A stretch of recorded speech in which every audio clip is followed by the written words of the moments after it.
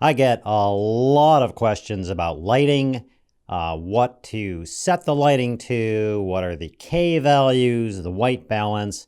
And in this episode, I want to try and clear some of these up and just run it down to its basics and see where we end up. And hopefully this will help you a lot.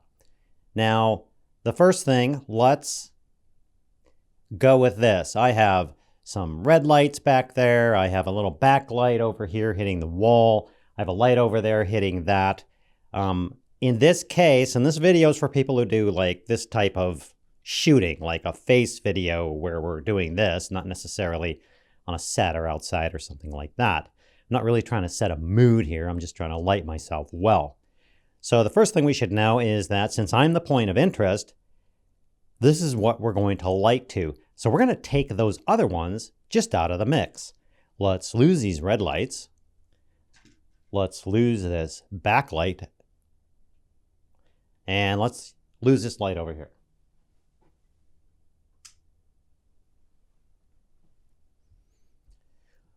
Much more simplified. At this point, we have 3 lights. I suggest 1, possibly 2, 3. 3 is the best. You've heard of this as a 3-point lighting system. You don't have to follow those rules if you have a better way or a different look. I'm just giving you the basics here. Now, over here, I have, let's turn these all off. I have what they call a key light, which is the brightest light. I have a fill light, which is a lot less bright. It's filling in shadows on my face. And I have a hair light, otherwise known as a rim light. Now, these don't have to be super expensive lights. They could be little $6 can lights, and you could throw some diffusion, or heck, you could throw some paper over these things. The cost of the lights doesn't matter. Now, what I've done is I've set these up. I happen to know that these are around, I forget what I've set these to, 4,300K, 5,000K, something, and they're all the same. They're all matched. They are, by the way, my favorite lights ever for doing this type of work, and those are the Aperture Tri-8s. I have 3 of them.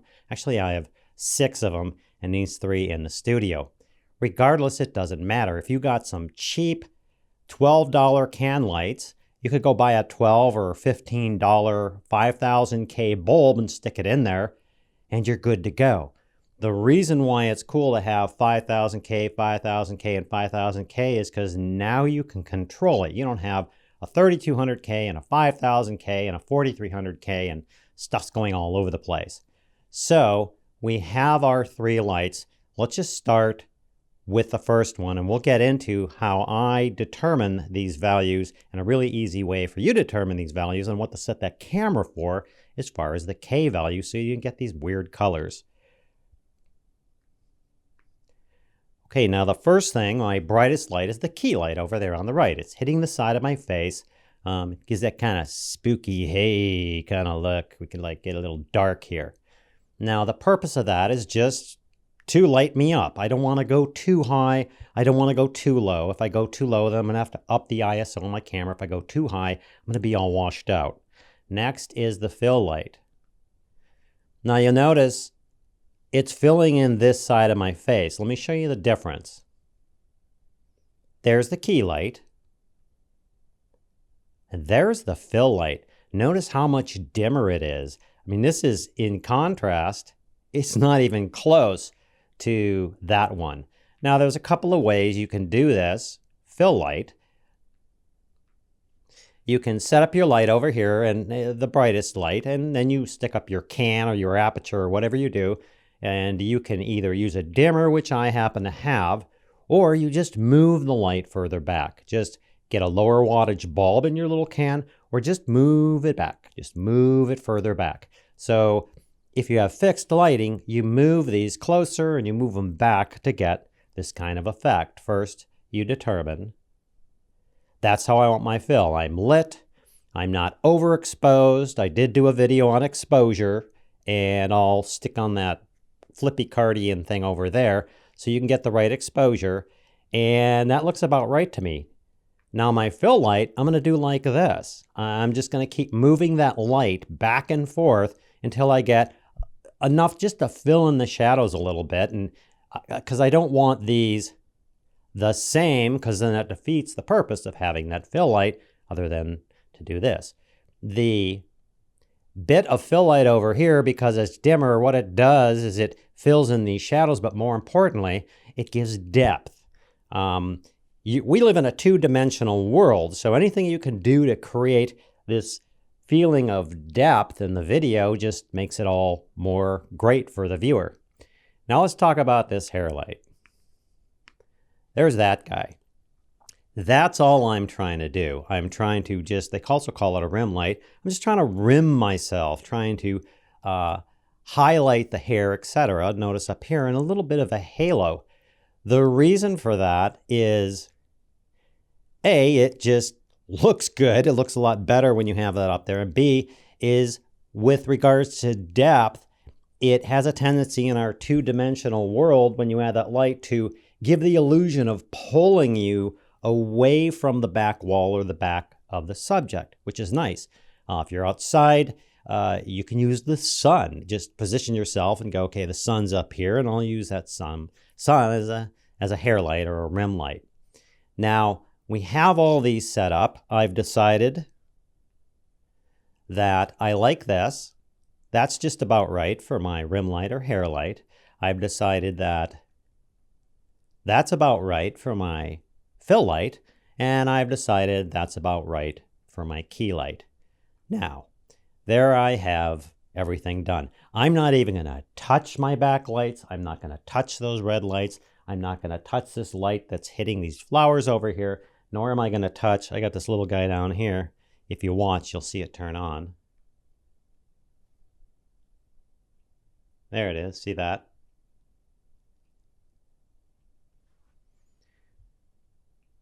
There it is. It just adds a little more dimension to the thing. And because it's behind me, it pulls me away again. It pulls me away, the illusion of pulling me away from the background. I leave all these lights out of the mix. I don't care about these lights. I don't care about their colors. What I care about is these three lights. Good. So now I figure I have what I consider is dialed in. Now we have to figure out how to tell that camera the best way to interpret the color of what it's seeing. The camera doesn't know what black is or what white is or what gray is or what this crimson color is. We have to tell it. And the way we do that, once we have our exposure the way we want it in the camera, again, I've done a video on this just recently, we have to tell it what colors are what. You can just shoot and go in later and color correct and mess around with colors. I don't want to do that. That's a pain in the butt. So I'm going to go tell that camera how to do that. The easiest way with ramifications is to set the camera to an auto white balance, but that has ramifications. Let's go do that. Okay, now I've set the camera, just these three lights. Again, we're leaving everything else out of the mix. I set the camera to an auto white balance. Assuming the camera knows its auto white balance on what it sees, it might be okay. To me, at least on this monitor, things look a little green. Now the problem with auto white balance is, watch this.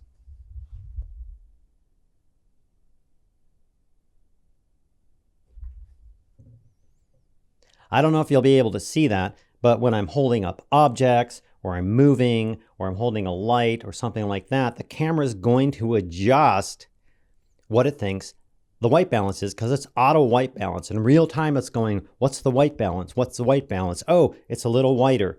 Hold up something else, like a different color.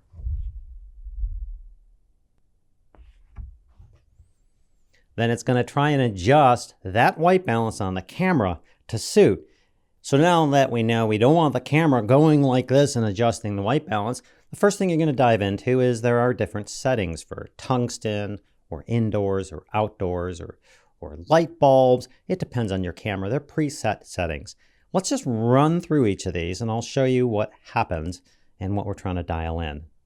Now I've set the white balance on the camera to a preset called daylight. We're not in daylight. You may think to set it to daylight because we're kind of using lights that are the same as daylight. It may work, it may not work, it may look good, it may not. I kind of don't use those settings because I like to control it, but this may work for you. Let's try another setting. This setting on my camera says shade, and it's for, you have light and everything else, but it's a little bit darker, and the camera's trying to adjust for that. At least on my monitor, this looks pretty darn yellow. If you accidentally shot like this, you could probably color correct it in post, but that's not the point. We're not trying to just say willy-nilly shoot something and then correct everything in post and go in and adjust the temperatures and everything else. Maybe on a film or a long video or a documentary, you might do that, but you would set up your camera the correct way the first time.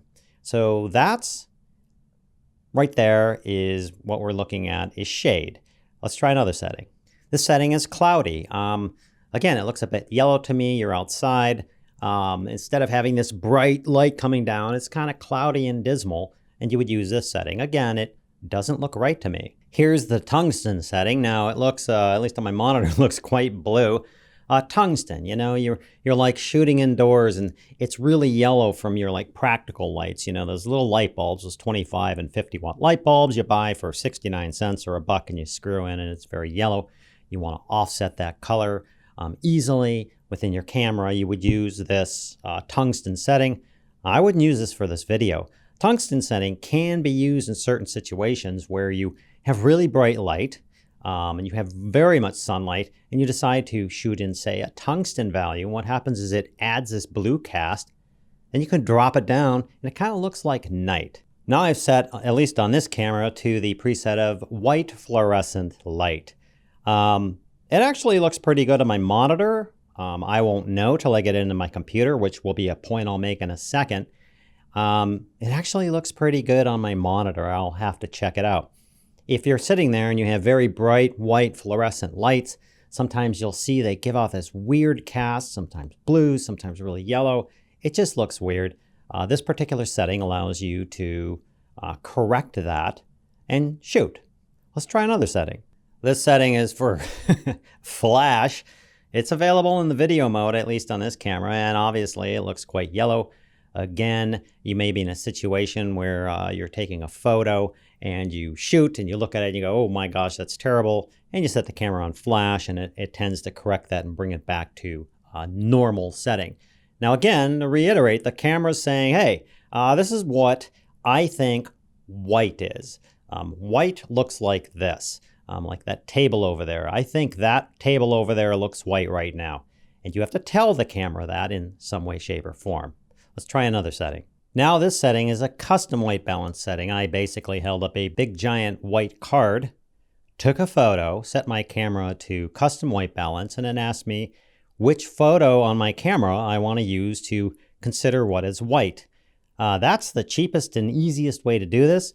There's a lot of different ways. You can use little color correct cards. You can use a piece of paper. Some people use these larger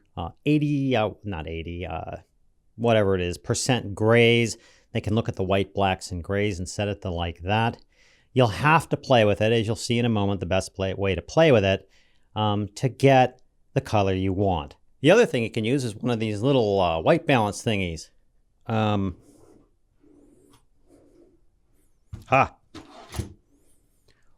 of these guys. You just hold it in front of your lens, take a photo, and it takes a picture. It has the, correct percentage of diffusion and white balance stuff. I'll put a link below to these. And let's see how this one works compared to the giant thing or the white piece of paper method. I'm going to place it in front of my lens, and then I'm going to come over here, because when you're checking on white balance, what I'd like to do is I'd like to have me in here with all that coming through this thing. I'll put it up there right now so you can see what happens on the lens and on the camera before I take the photo. Okay, now I've gaff taped that white balance thing in front of the lens, as you can see. I don't see if you can see anything behind it as I move my arms and stuff. I'm going to take a picture of that and use that for my custom white balance. All right, so I've used my nifty jiffy tool to take a picture and set the white balance. I'll have to check it out. To me, it looks a little green. So let's go to the next one. And you can mess around with this, by the way. You can use pieces of paper. You can use these jiffy things. In fact, let me go get one of my jiffy things and we'll do another custom white balance using that. And by the way, using this for your custom white balance and setting it and thinking that your camera's going to know, obviously look what you get. The camera's taking everything into the picture account to figure out the white balance. And now I'm, I don't know, under the sea, under the sea, under the sea. Now we're back to auto white balance. There's a reason why I like auto white balance, because I have something to compare it to. Let's look at this guy. Whoa. Here's another, you can use this as a reflector. Here's another way to set your white balance is you just stick this sucker up here and you take a photo. Okay, we use this little dude, and again, that looks really green to me. Some people take this and they push it up to the front of the camera, and that's how they get their white balance. I don't like doing that because what happens is you'll see how much light is reflecting off this right here. And if I move it closer, the more the light changes. And then pretty soon I don't get a proper white balance. You can do a zoom in thing and take a photo that way. That's just way beyond this. So let's go back to auto white balance. Now we're back to auto white balance, and it's going to change around depending on what's happening with the camera. But indeed, if we let the auto white balance settle down and we take a picture of that, if this is the look you like and you think this is where the auto white balance should be set, it gives us a reference point. Now we can play with all these different color settings and custom colors and everything else and compare it. If that's not what you like, get something you do like, and that's what you use for your comparison shot. Now we're going to run through each of the settings on my camera. I'm going to individually set the K values to compare and see what I like. Let's do that. I've set the camera to 3000 K, and obviously it looks too blue, but now I have the low end reference point. I'm going to move from 3000, 4000 to 5000, and we're going to start dialing this thing in to where we want it. There's the camera set to 4000 K. Boy, that looks way better and a lot closer to what I want. I'm just going to go up to 5,000 and see where we're at. Now I've dialed it in to 5,000. It looks a little yellow to me, but again, I won't be able to tell until I get these on my computer and do a comparison. Let's go back down to 4,000-ish and start messing around. The 3,800, 4,000, 4,200. We're going to start dialing this in to see what we got. Okay, the camera is set to 3,800K. Now I've set it to 3,900K on the camera. Now we're at 4,000K on the camera. Again, I wouldn't normally do this video-wise, doing it via video so you can see what's happening. Let's go to the next value. Okay, now I've set the camera to 4,100K on the camera. Now I've got the camera set to 4,200K. Now we're looking at 4,300K. This is 4,400K. This is 4,500K. 4,600K. I think it's moving toward the yellow band, so I'm just going to stop there. I think we're looking at between 3,800 and maybe 4,400, right in there, that range. I'm actually going to break right here and do these as photos so you can see how I do the comparison so you don't have to watch the videos that I've just shot over. 3,800K, 3,900K, 4,000, 4,100, 4,200, 4,300, 4,400, 4,500. Now let's just flip back through these. Moving back, back, back, go back and forth, a little forward, a little orangey, a little too blue. I kind of like that one right there. So let's assume that one right there. I believe this one is 4,000K. I've spent a lot of time going over this and taking a lot of photos and doing everything else. Most of the time was spent explaining to you how I don't like and do like things. Frankly, what I think you should do, based upon this, super quick, is to set up your 3 lights, take different photos, try custom white balance, try auto white balance. First, try auto white balance, take a photo, and then dial in your custom white balance. If you can dial in the K values on your camera, great. If you can't, use one of the presets, and you're going to compare those two. The thing you really want to do is you want to use your eyeballs. You want to look at this thing, and you want to say, that looks just about right. You can verify it later in your editor. If you're a color correctionist or you really know technologically all the things that are happening, fine. But for just the a person who wants to get his colors not all messed up and go, oh my gosh, so yellow or so blue, do that. Set out a white balance, take a picture. Try the different preset settings. If you want to go deeper, try a custom white balance and use those settings. If you want to go deeper and you have this on your camcorder or camera, set all the different K values until you get dialed in. Now, I've got what I think is dialed in on my camera to what I think looks good. Now we're going to do this.